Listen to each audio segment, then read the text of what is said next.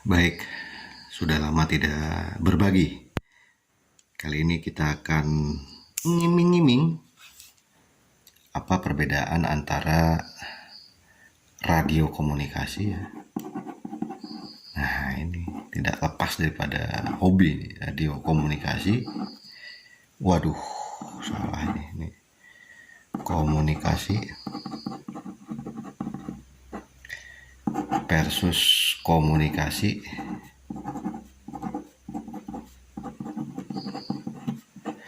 versus mission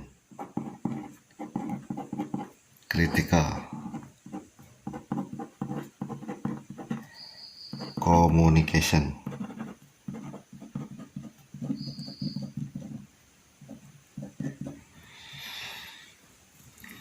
Nah, apa itu perbedaannya? Ini penting untuk mensikapi berbagai macam hal, terutama yang bersifat non-teknis di dunia radio komunikasi dan dunia komunikasi serta mission critical communication. Dari bawah dulu deh. Apa itu mission critical communication? Nah, ini istilah kerennya nih. Kalau di luar negeri ya, istilah kerennya nih. Jadi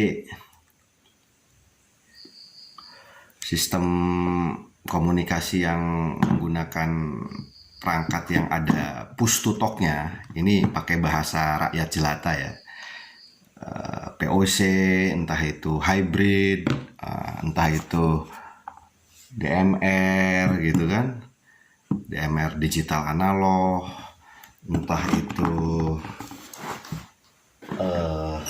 analog talk gitu. Kalau analog ya semuanya udah hafal di luar kepala ya, bolak-balik, atas bawah depan belakang istilah katanya. Nah, ini perangkat digital analog. Kemudian ini POC, ada lagi hybrid, kita belum kesampaian. Ada hybrid lah yang dipakai sama Panglima TNI ataupun apa itu. Bahkan hybrid plus ada repeaternya juga. Keren kan? Jadi di dalam satu perangkat ada analognya, mungkin ada DMR-nya, ada Android-nya, POC-nya, ada repeaternya juga. Jadi bisa difungsikan sebagai repeater. Luar biasa. Itu di dunia mission critical communication. Nah, kenapa perangkat itu ada atau kenapa perangkat ini ada? Kalau dari sudut pandang mission critical communication, karena ada kebutuhan dan ada skenario atau kasus yang memerlukan perangkat itu dibuat sehingga hanya dibuat gitu. Jadi kalau mission critical itu selalu berpijak kepada kebutuhan di lapangan, terutama ya kita harus bedakan nih antara hobi dengan profesional. Kalau istilah radionya apa ya? Komersial ya, gitu kan. Ya biar memudahkan pemahaman kita lah ini ya. Profesional.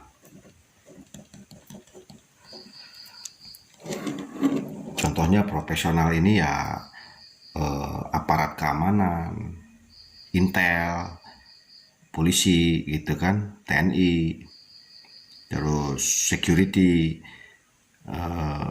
SAR gitu kan, kemudian public health, kesehatan, karena butuh cepat, koordinasi secara real time dan instan gitu. Pokoknya hal yang bersifat perusahaan gitu kan, pokoknya yang bersifat ini lebih kepada mission critical. Kalau hobi lebih fleksibel, dia kaitannya dengan organisasi hobi gitu kan, entah itu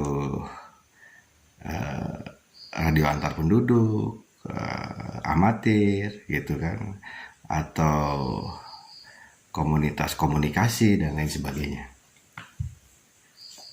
Dia nggak berpijak kepada kebutuhan, tapi berpijak kepada kesenangan. Nah, ini berpijaknya kepada kesenangan. Sementara kalau profesional ini berpijaknya kepada kebutuhan. Bagaimana misi tercapai, misi terpenuhi, terselesaikan. Ini berpijak kepada kebutuhan. Dari sini saja sudah lain, brother. Jadi memang mission critical communication ini lebih cenderung kepada sisi sebelah ini. Kalau ke hobi, ini tidak akan masuk. Ini lebih cenderung ke profesional. Tapi boleh nggak kita mempelajari mission critical communication? Ya siapa yang ngelarang, yang penting nggak melanggar aturan. Ini harus dipahami, maksud saya biar nggak terjadi lagi gontok-gontokan, ngotot-ngototan gitu ya. Tergantung dari sudut pandang mana kita melihatnya. Kalau dari sudut pandang profesional kita melihatnya, otomatis mencari yang lebih efisien, infrastrukturnya lebih murah, lebih ringan, lebih mudah perawatannya. Yang penting misi tercapai bagaimanapun caranya. Tapi kalau yang berbasis hobi, otomatis ya suka-suka. Gitu. Terus suka-suka kita. Mau pakai analog kek, mau pakai digital kek, mau pakai POC kek, mau pakai antena apa aja, suka-suka kita gitu kan. Jadi tidak akan masuk. Ini berseberangan, walaupun ada persamaannya. Sama-sama menggunakan alat komunikasi. Nah, kalau organisasi radio komunikasi, otomatis dia berbasis radio komunikasi. Kalau berbasis Android atau aplikasi, ya dia menggunakan perangkat non radio, entah itu HP, entah itu laptop, entah itu tablet, entah itu perangkat POC. Ya suka-suka kita, yang penting tidak melanggar aturan, itu saja. Gitu kan. Itu macam kalau di radio komunikasi aturan-aturannya kan nggak boleh broadcast musik, nggak boleh powernya harus sesuai, ketinggian anten dan lain sebagainya. Itu kan yang penting nggak melanggar. Alokasi frekuensinya sesuai dengan yang sudah diizinkan oleh pemerintah, entah itu penduduk ataupun amatir misalkan begitu. Ini dari bawah nih ke atas dulu. Sekarang radio komunikasi. Kalau yang kita pahami, radio komunikasi itu ya komunikasi dengan menggunakan radio. Umumnya ya pakai HT, pakai rig, pakai radio base station gitu kan, dan lain sebagainya lah. Itu mungkin sudah pada dipahami. Dan lagi-lagi selalu ada yang bertanya, apakah membeli bofeng itu harus izin? Atau jangan bofeng lah, semuanya lah itu sebut kan, nggak boleh sebut merek katanya. Alinco, Aiko, Motorola, apapun itu nggak ada yang larang. Yang penting duitnya uang aing kan gitu, ulah uang aing gitu. Yang penting duit sendiri kan gitu ya. Atau dikasih orang ya gitu, nggak ada yang larang. Siapa yang melarang? Nggak perlu izin untuk membeli bofengnya, memiliki bofengnya nggak perlu izin, memiliki perangkatnya nggak perlu izin gitu kan. Nah, yang perlu izin itu adalah penggunaan frekuensinya. Itu penggunaan frekuensinya. Berhubung pada video sebelumnya mungkin teman-teman belum menyimak ya, khusus yang baru mungkin bisa dilihat di atas ini sekilas mengenai alokasi frekuensi ya gitu kan, yang boleh kita gunakan. Dan memang kalau di negara kita ini tidak ada alokasi frekuensi yang istilah luarnya itu non-license.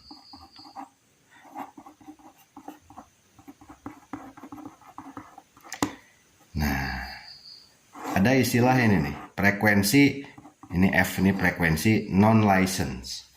Kalau di luar negeri ada, di Eropa, di Amerika, gitu kan. Ada frekuensi non-license, gitu kan. Kalau di Eropa 446 UHF, kalau tidak salah ya, atau 466 ya, nanti dikoreksi lah di komentar kalau yang tahu. Gitu ya. Kalau di Amerika ya 462 sampai 467. Nah, ini nggak perlu izin karena negaranya sudah mempersilahkan untuk dipergunakan, contoh kebutuhan-kebutuhan yang istilah kata kita dari belakang ke depan, keluarga, pakai HT, walkie-talkie, masa harus izin dulu? Kan ribet gitu kan. Dan ini memang dibatasi, kalau nggak salah 2 watt ya maksimal. 2 watt apa 0,5 gitu. Ya di bawah 2 watt lah pancarannya juga. Dibatasi. Nah, di luar ada yang seperti ini. Jadi untuk memenuhi kebutuhan-kebutuhan penduduk yang terlalu ribet, kalau seandainya harus izin dulu, masa mau istilah kata naik gunung gitu kan, komunikasinya untuk keperluan sesaat semacam begitu, untuk keperluan keluarga, untuk keperluan camping gitu kan, atau touring atau apa gitu, masa harus izin dulu gitu kan. Nah itu kalau di luar negeri ada bos alokasinya. Sayangnya di Indonesia ini nggak ada yang non-license, semuanya harus berlisensi. Itulah ya, mudah-mudahan lah kedepannya pemerintah mengalokasikan sebagaimana di negara maju, di frekuensi yang biasanya sih dipakai oleh walkie-talkie itu macam di Bofeng itu bawaannya dia frekuensi FRS ya, untuk family, untuk keluarga gitu kan. Itu cuman ya ini ada patokannya. Ya sejauh-jauhnya 2 watt pakai antena standar, kecuali kalau udah dimodif terus pakai antena luar gitu kan. Nah, itu lain cerita kan, lain cerita. Jadi kebutuhan walkie-talkie lah. Karena walkie-talkie juga itu sebenarnya pakai frekuensi gitu. Coba aja pakai frekuensi counter gitu kan, nanti kan kelihatan pas transmit dia di frekuensi berapa mancarnya.